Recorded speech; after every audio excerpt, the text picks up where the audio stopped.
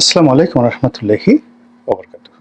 সম্মানিত দর্শক, আজকের রাজধানী অর্থাৎ এপ্রিল মাসের ২৬ তারিখ শনিবার, এই রাজধানীর দৃশ্য যদি আপনি দেখতেন, একদিকে পুরোনো পল্টন মোড়, এখান থেকে প্রেস ক্লাব থেকে মৎস্য ভবন, অন্যদিকে প্রধান বিচারপতির বাসভবন অর্থাৎ কাকরাইল এই মোড়। এখান থেকে ঘুরে আপনি ইন্টারকন্টিনেন্টাল হোটেলে যে সাকুরা বার আছে, অর্থাৎ বাংলাদেশ রেডিওর বেতারের আগের যে হেড অফিস সেটি, তারপর পিজি হাসপাতালের যে শেষ অংশটি পরিবার, ওখান থেকে শুরু করে শাহবাগ মোড়, তারপরে পুরো শাহবাগ মোড় থেকে মৎস্য ভবন পর্যন্ত এই রাস্তা। এই রাস্তার দুপাশে দুটো পার্ক, সরোয়ার্দী এবং রমনা।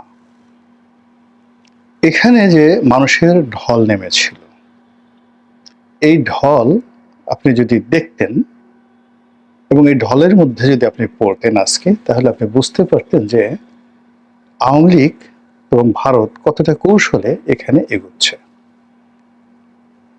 আমি প্রথমে এটাকে একটা সাধারণ সমাবেশ মনে করেছিলাম, বা ঢাকা শহরে এরকম একটা সমাবেশ হতে পারে এটাও আমার ধারণা ছিল না, আমি জানতামই না। কিন্তু এর আগে প্যালেস্টাইন মার্চ ফর প্যালেস্টাইন বা মার্চ ফর গাজা শিরোনাম দিয়ে জামাতপন্থী যে সকল আলেম এবং ওলামা, তারা যে বিরাট সমাবেশ করেছিলেন, তো সেটাকে চ্যালেঞ্জ জানিয়ে আজকের এই সমাবেশটি হলো মার্চ ফর প্যালেস্টাইন। তো এখানে মূলত যারা এসেছেন তাদেরকে সুন্নি মুসলমান হিসাবে আখ্যায়িত করা হয়, যারা ভালো নাম হলো আহলে সুন্নত ওয়াল জামাত। বাংলাদেশে যারা ইসলামী রাজনীতি করেন তারা তিনটি ভাগে বিভক্ত। একদিকে হলো জামায়াত ইসলামী, আরেকটি হলো আহলে সুন্নত ওয়াল জামাত, এই পন্থী যারা লোকজন, আরেকটি গ্রুপ রয়েছে হেফাজত। এখন এই তিনটি মূল গ্রুপের বাইরে মতাদর্শ দিক থেকে যদি আবার ভাগ করেন, তাহলে এখানে আরো বেশ কয়েকটি গ্রুপ রয়েছে। আহলে সুন্নত ওয়াল জামাত আজকে যারা এই অনুষ্ঠানে এসেছেন, তারা বলতে গেলে 100% আওয়ামী লীগপন্থী। উপরে অনেক অনেক কথা বলেন, অনেকে যা কিছু বলেন না কেন, কিন্তু এখানে মূল যে ফোর্সটি, এরা সবাই আওয়ামী লীগপন্থী। ২ নম্বরে হলো হেফাজত। হেফাজত যারা কওমি লাইনে পড়াশোনা করেন, কওমি নেসাব বলা হয়, এবং এই কওমি নেসাবের মধ্যে যে গ্রুপ, দুটো গ্রুপ, যাদেরকে দেওবন্দী ঘরানার আলেম ওলামা, হাদিসে তারা স্পেশালাইজড, এবং এখানে বুখারী শরীফ পড়ানো হয়। হাদিস বিশেষজ্ঞ রূপে তাদেরকে কওমি মাওলানা রূপে শেখ হাসিনা তাদেরকে স্বীকৃতি দিয়ে গেছেন যে এখান থেকে দাওরায়ে হাদিস পাশ করলে তারা মাস্টার্স ডিগ্রিধারী হয়ে পড়বেন আলিয়া মাদ্রাসার মতন করে। এবং অসংখ্য কওমি মাদ্রাসা বাংলাদেশে রয়েছে। তো এই কওমি মাদ্রাসার মধ্যে যে বিভিন্ন সংগঠন রয়েছে, এই সংগঠনের একটা কম্বাইন্ড নাম হলো হেফাজতে ইসলাম। আওয়ামী লীগ জমানাতে এই হেফাজতে ইসলামের দুটো অংশ হয়ে যায়। একটি অংশ আওয়ামী লীগ বিরোধী, আরেকটি অংশ আওয়ামী লীগপন্থী। এবং পুরো সময়টি জুড়ে আওয়ামী লীগপন্থীরা এখানে আধিপত্য বিস্তার করে হাটহাজারী মাদ্রাসাকে কেন্দ্র করে, এবং এখনো পর্যন্ত তাদের সেই আধিপত্যটা রয়েছে। এবং ঢাকাতে লালবাগ, যেটা মুফতি ফজলুল হক আমিনী, এই লালবাগ মাদ্রাসা, এইটাও আওয়ামী লীগপন্থী হেফাজতের নেতারা দখল করে রেখেছিল। আওয়ামী লীগের পতনের পরে চট্টগ্রাম কেন্দ্রিক যে হেফাজত নেতৃবৃন্দ রয়েছেন, তারা তাদের অবস্থানে অটুট আছেন। লালবাগের নেতৃত্বটা এখন চলে এসেছে হেফাজতের এই আওয়ামীপন্থী গ্রুপ, কিন্তু এই গ্রুপটি এখনো পর্যন্ত রাজনৈতিকভাবে নিষ্ক্রিয়, তারা স্বতন্ত্রভাবে দাঁড়ানোর চেষ্টা করছেন।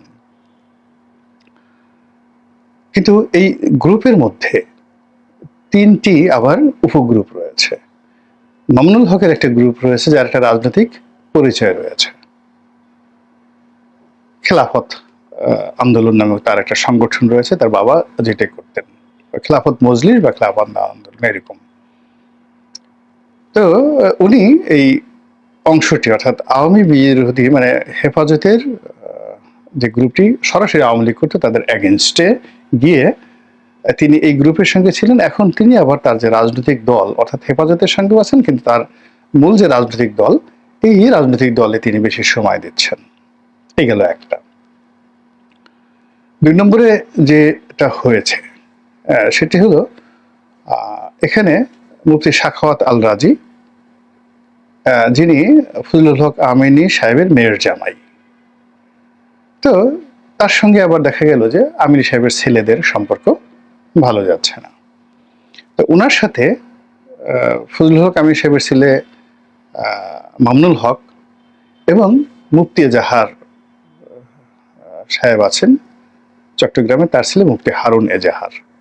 এদের 3 জনের ব্যক্তিগত বন্ধুত্ব রয়েছে এবং তারা এখনো পর্যন্ত বিএনপিও পন্থী নন, কোনো পন্থী না, কিন্তু তারা একটা শক্তি। তো যা হোক, এখন যেটি হয়ে গেছে সেটি হলো ওই যে ইসলামপন্থী যারা করেছেন, যাকে বলা জামাতপন্থী যারা করেছেন, তাদেরকে কাউন্টার দেওয়ার জন্য আজকে যে সমাবেশটি হলো আহলে সুন্নাতুল জামাত। আহলে সুন্নাতুল জামাত এরা করেছেন, এদের মধ্যে আর কোনো গ্রুপ নাই, এদের মধ্যে ম্যাক্সিমাম মাইজ ভান্ডারি, এনায়েতপুরি, আটরশি, ফুলতলি পীর সাহেব, মানে যাদের তরিকা রয়েছে, সিলসিলা রয়েছে, মাজার রয়েছে, তারপরে যারা পীর মোর্শেদ এই জিনিসগুলোতে বিশ্বাস করেন, তারা আজকে বাস ভরে ভরে এসেছেন। যদিও ঠিক এই তরিকার মধ্যে চরমোনাই পড়ে, কিন্তু চরমোনাই এখানে আসেনি, ওটা আবার আলাদা একটা গ্রুপ হয়ে গেছে, একটা স্বতন্ত্র একটা গ্রুপ হয়ে গেছে। তো এক পক্ষ জামাত করলো, জামাতের কাউন্টার আজকে এটা করলো, যেটা আওয়ামী লীগের একটা শোডাউন হয়ে গেল। এই জামাতের তার সাথে যেমন বিএনপির কোনো সংযোগ ছিল না, আজকেরটার সাথেও বিএনপির কোনো সংযোগ নেই। এরপরে আগামী শনিবার 3 তারিখে সম্ভবত সেটা ডেকেছে হেফাজত, এবং এখানে হেফাজতের যে গ্রুপটাই আসুক না কেন, এখানে 2 গ্রুপটাই আসবে। শুধুমাত্র চিহ্নিত আওয়ামী যে সকল লোকজন একেবারে নেতৃত্বের পর্যায়ে ছিল, যেমন মুফতি শফি সাহেবের ছেলে, আল্লামা শফি সাহেবের ছেলে মুফতি ফয়জুল্লাহ, ওনারা হয়তো আসবেন না, কিন্তু তাদের লোকজন আসবে। এবং হেফাজতের নামে যে সমাবেশটি হবে সেটিও বিরাট এবং ব্যাপক সমাবেশ হবে। ওর মধ্যে ধরে রাখেন 60 or 70% আওয়ামী লীগের লোকজন 2টো সমাবেশ করে ফেলল। আচ্ছা, এরপর যখন এরকম সমাবেশ হবে, চরমোনাই তো বসে থাকবে না, তারা বলবে জামাত করলো, হেফাজত করলো, আমাদেরই বা লোক কম কিসে, তারা তো ইজিলি এইখানে 8-10 লাখ লোক ঢাকা শহরে তারা সমাবেশ করতে পারে, এবং তাদের সেই শক্তি জানান দিতে হবে। এবং আপনারা জানেন যে চরমোনাইয়ের বিরুদ্ধে অনেকের অভিযোগ ছিল যে সরকারের সঙ্গে, অর্থাৎ আওয়ামী লীগ সরকারের সঙ্গে তাদের একটা সখ্যতা রয়েছে, এবং এজন্য পুরো জমানাতে সবার প্রতি দমন পীড়ন হয়েছে, সবাই জেলে গেছে, কিন্তু এই দলের কোন নেতাকে জেলে নেওয়া হয়নি। তাদের উপর শুধুমাত্র একটা জুলুম হয়েছে, সেটা হলো সেই যখন চরমোনাইয়ের পীর সাহেবের যে ছোট ছেলে, এখন যিনি নায়েবে আমির সম্ভবত, তিনি যখন বরিশাল সিটি কর্পোরেশন নির্বাচনে দাঁড়ালেন, তো সেখানে বোধ হয় সরকারের পক্ষ থেকে একটা গ্রিন সিগন্যাল ছিল তাকে ছেড়ে দেওয়া হবে, কিন্তু স্থানীয় আওয়ামী লীগ সেটা ছাড় দেয়নি। ফলে শেখ হাসিনার ইচ্ছা থাকা সত্ত্বেও তিনি মেয়র হতে পারেননি, এবং ওই সময়টাতে মারামারি কাটাকাটি হয় এবং সেখানে তিনি আহত হন, রক্তাক্ত হন। তো এরপর থেকে তিনি শেখ হাসিনার প্রতি আর বিশ্বাস আস্থা রাখতে পারেননি, এই নিয়ে তিনি শেখ হাসিনাকে অভিশাপ দিয়েছিলেন। কিন্তু দলের সঙ্গে তার যে ট্যাগ বা বদনাম, এটা থেকে বের হওয়া তার পক্ষে এখনো সম্ভব হয়ে ওঠেনি। ফলে তিনি যদি 10 লক্ষের একটা সমাবেশ করেন, সেখানে আওয়ামী লীগের উপস্থিতি, প্রভাব কোন পর্যায়ে থাকবে। এই গেল একটা অংশ। এরপরে তারা যখন করবে তখন তাবলিগের লোকই করবে। তাবলিগের লোক তো বসে থাকবে না, সেখানে তাবলিগের দুটো গ্রুপ, একটা হলো সাতপন্থী আর একটা হলো জুবায়েরপন্থী। তো মাওলানা জুবায়েরপন্থী বাংলাদেশের যে গ্রুপটি আছে, এই গ্রুপটির সঙ্গে আবার এই হেফাজতের মামুনুল হক সাহেব, আল রাজি সাহেব, সাখাওয়াত আল রাজি সাহেব, মুফতি এজাহার সাহেব, এদের একটা সংযোগ রয়েছে। তো তারা একটি সমাবেশ করবেন যেখানে 50-50, সেখানে অন্তত 50% লোক আওয়ামী লীগের থাকবে। আবার যখন সাতপন্থীরা, ভারতপন্থী যারা, দিল্লি মাকরাজের অধীন যারা, দিল্লির নিজামুদ্দিনের যে তাবলিগের হেডকোয়ার্টার রয়েছে, আপনারা যারা দিল্লিতে গিয়েছেন ওখানে দেখবেন একটা স্টেশন আছে, নিজামুদ্দিনের স্টেশন, মূল নাম মেহেরুলি। তো সেই মেহেরুলির অনুসারী যারা তাবলিগের লোক, তারা যে আবার কাউন্টার করেন, তারা তো 10 লাখ লোক সমাবেশ করাবেন যেখানে 100% আওয়ামী লীগপন্থী। এখন এই ঢাকা শহরে শুধুমাত্র এই প্যালেস্টাইন, মার্চ ফর গাজা, এটাকে কেন্দ্র করে আগামীতে সম্ভাব্য যদি এইভাবে সমাবেশগুলো হতে থাকে, যে নামগুলো আমি বললাম, সেখানে আপনি আওয়ামী লীগের যে উপস্থিতি কিভাবে ঠেকাবেন? Is it possible? সম্ভবই নয়। দ্বিতীয়ত, এটার কাউন্টার বিএনপি বা জামাতের পক্ষে করা সম্ভব? হেফাজতের মানে এই যে যা কিছু হচ্ছে, এটার কাউন্টার কি যাকে বলা হয় এনসিপির পক্ষে করা সম্ভব? ডক্টর ইউনূসের পক্ষে সম্ভব?